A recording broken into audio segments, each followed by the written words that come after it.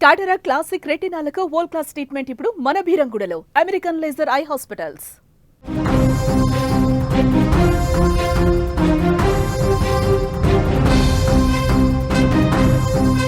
నల్గొండ జిల్లాలో ఇంటర్ విద్యార్థిని అత్యాచారం మృతి కేసు ఇప్పుడు రాష్ట్ర వ్యాప్తంగా సంచలనం సృష్టించింది.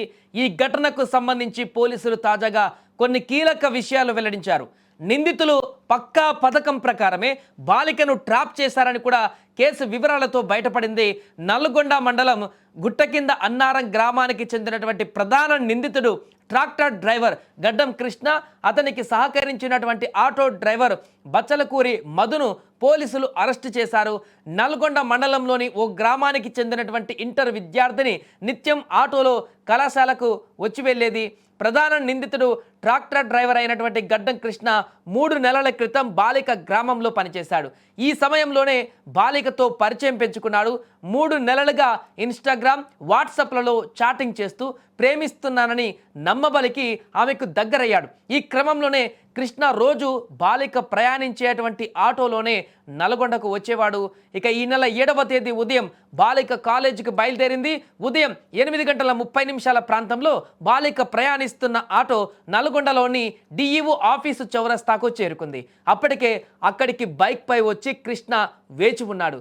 బాలికను ఆటోలో నుంచి దింపి తన స్నేహితుడు ఆటో డ్రైవర్ బచ్చలకూరి మధు ఆటోలో ఎక్కించాడు. ఆటో డ్రైవర్ మధు ఆమెను శంషానగర్ తాను అద్దెకు ఉంటున్నటువంటి గది వద్ద దింపాడు. ఆ తర్వాత కృష్ణ బైక్ పై ఆ గదికి వచ్చాడు. గదిలోకి వెళ్ళిన తర్వాత కృష్ణ బాలికపై అత్యాచారానికి పాల్పడ్డాడు. ఈ సమయంలో బాలిక నీరసంగా ఉండడం, ఆపై అత్యాచారం కారణంగా తీవ్ర రక్తస్రావం జరగడంతో ఘటనా స్థలిలోనే అపస్మారక స్థితిలోకి వెళ్ళిపోయింది. కొద్దిసేపటికే బాలిక మృతి చెందిందని పోలీసులు కూడా వెల్లడించారు. ఇక ఈ ఘటన జరిగిన తర్వాత కృష్ణ ఆ గదికి తాళం వేసి అక్కడి నుంచి పారిపోయాడు. బాలిక మృతి చెందిన విషయాన్ని అతడు తనకు తెలిసిన వ్యక్తికి చెప్పడంతో ఈ విషయం బాలిక తల్లిదండ్రులకు, ఆ వెంటనే పోలీసులకు కూడా తెలిసింది. పోలీసులు వెంటనే ఘటనా స్థలానికి చేరుకొని విద్యార్థిని మృతదేహాన్ని పోస్టుమార్టం నిమిత్తం ఆసుపత్రికి తరలించారు. అదే రోజు సాయంత్రం గడ్డం కృష్ణ పోలీసులకు లొంగిపోయాడు. అతనికి సహకరించిన మధును కూడా పోలీసులు అరెస్టు చేశారు.